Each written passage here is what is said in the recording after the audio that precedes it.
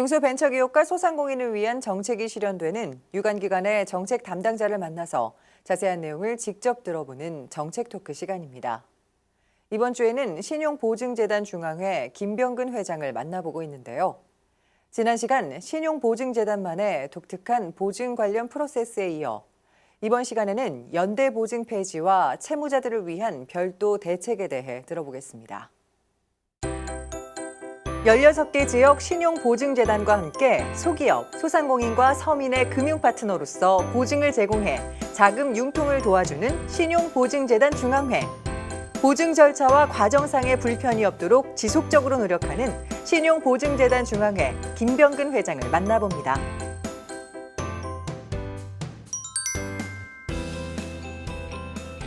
자, 이제 보증 이야기를 조금 더 해볼 텐데요. 사실은 보증을 다른 말로 족쇄라는 표현을 쓰기도 하더라고요. 왜냐하면 그만큼 굉장히 이게 무거운 짐이 될 수 있다 이런 이야기거든요. 자, 근데 제가 알기로는 이번 4월에 연대보증이 폐지가 된 걸로 알고 있거든요. 이거 어떻게 좀 설명을 좀 해주실까요? 예. 이 연대보증 면제에 대해서는 정부에서도 이제 오랜 기간 준비를 해왔고 이제 단계적으로 쭉 이제 폐지를 해왔는데요. 2013년도에 실제 경영자에게만 이제 부과를 하고 나머지는 이제 다 폐지를 했고요. 이제 말씀하신 것처럼 금년 4월에 이제 완전히 신규 보증에 대해서는 다 완전히 폐지를 했거든요. 근데 문제는 이미 이제 입보를 해놓은 기존에 이제 그 보증서가 나간 부분들이 문제인데요. 예. 여기까지도 향후에 이제 저희가 그 보증을 면제하는 걸로 그렇게 하려고 합니다. 그래서 일단은 그분들한테 면제 받을 수 있다는 걸 좀 미리 통지를 해서 안내를 해드리고요. 예. 저희들 아주 간단한 심사입니다. 이거 그것만 거치면은 면제가 될 수 있도록 그렇게 할 계획입니다.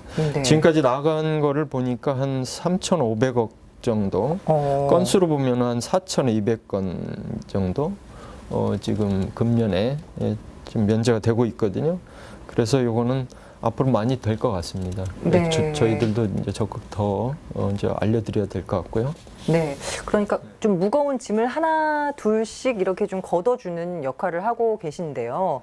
근데 사실 지금 말씀해 주신 것처럼 그 전에 계셨던 분들 이미 채무가 발생이 된 분들도 있단 말이죠. 예. 그러면 잘 갚으면 상관이 없는데 이제 갚지 못해서 그게 고스란히 빚으로 앉은 분들이 있는데요. 그렇다면 그분들은 또 은행을 이용하기가 어렵지 않습니까? 그분들을 위한 대책은 어떻습니까? 그 오래되고 저희가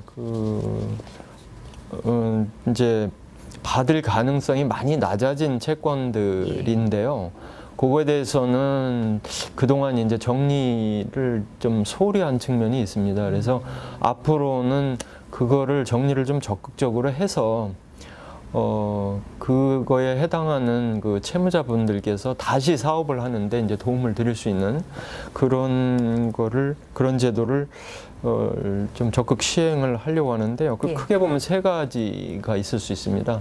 첫 번째는 저희가 갖고 있는 채권을 매각하는 것입니다.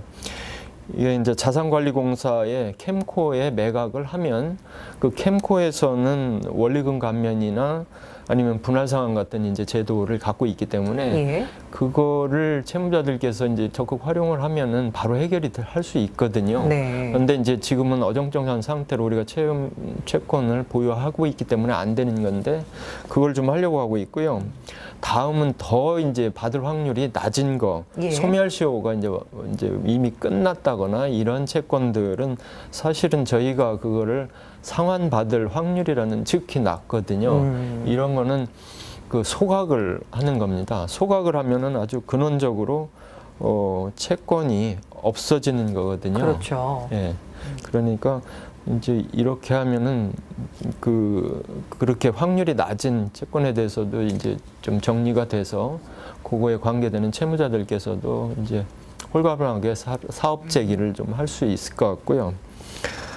그리고 지금까지는 사실은 그 감면을 한다고 하면은 이자 부분에 대해서만 했거든요. 네. 그래서 앞으로는 이자뿐만이 아니라 원금까지도 원금도. 감면할 수 있는 그런 제도를 좀 시행을 하려고 합니다.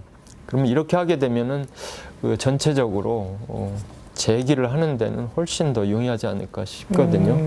네. 그러니까 그분들의 짐을 이 신용보증재단 중앙회가 대신 지는 느낌이네요. 그래서 어깨가 조금 무거우실 것 같다라는 예. 생각이 듭니다. 그러니까 지금까지는 이제 장부상으로만 이 채권 채무 관계를 저희가 이제 정리를 하고 채권을 완전히 없애질 않고 이제 가지고 있었던 것인데 예. 그렇게 해서 상환이 될 것 같으면은 그게 의미가 있는데 상환을 받을 가능성이 극히 없다면. 낮고 사실 이거를 감면을 하고 없애고 하는 것으로부터 받는 이익이 이제 제기를 할 수 있는 가능성을 높이는 것인데 네. 그 이익이 좀 더 크다고 보는 것이죠. 그래서 그거를 또 따져봐야 되는 거죠. 상환을 받을 가능성하고 이거를 완전히 없앴을 때 제기를 하게 해드리는 그런 효과가 양자를 비교해가지고 이쪽이 좀 더 크다고 생각이 되면 이제 좀 더 적극적으로 그거를 네. 정리를 하겠다는 말씀입니다. 네, 조금 더 현실적으로 다가가겠다. 네, 그렇죠. 알겠습니다. 지금 TV를 시청하시는 분들 중에서 우리 자영업자, 소상공인 분들 많으십니다. 네. 그분들에게 어떤 분으로 기억이 되고 싶으신가요? 네. 사실은 지금 말씀하신 것처럼 소상공인 정책 실장으로 근무를 했기 때문에 네. 이 소상공인 자영업 분야에 관심은 참 많이 가졌고요. 그런데 지금까지 많은 도움을 드리지 못한 거가 좀 아쉬움으로 남아 있고요. 그래서 지금 여기 신용보증재단 중앙회에 와가지고 같은 분야에서 일을 할 수 있는 게 저 개인적으로 보면은 참 다행이라고 생각을 합니다. 네. 제가 사는 동네에서만 보더라도 빵집이든 아니면 슈퍼든 주변에 이제 폐업을 하는 그 점포도 이제 많이 보았고요.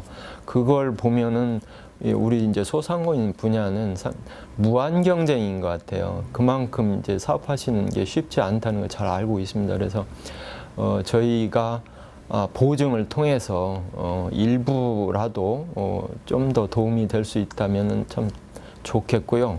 그런 도움을 위해서 다 해결은 못해도 네. 노력을 많이 했다 하는 그런 회장으로 좀 기억이 됐으면 나중에 네. 좋겠다는 이 희망을 갖고 있습니다. 충분히 그렇게 되시리라 저는 믿겠습니다. 고맙습니다. 네. 자, 지금까지 신용보증재단 중앙회 김병근 회장과 이야기 나눴습니다. 오늘 말씀 고맙습니다. 네, 고맙습니다.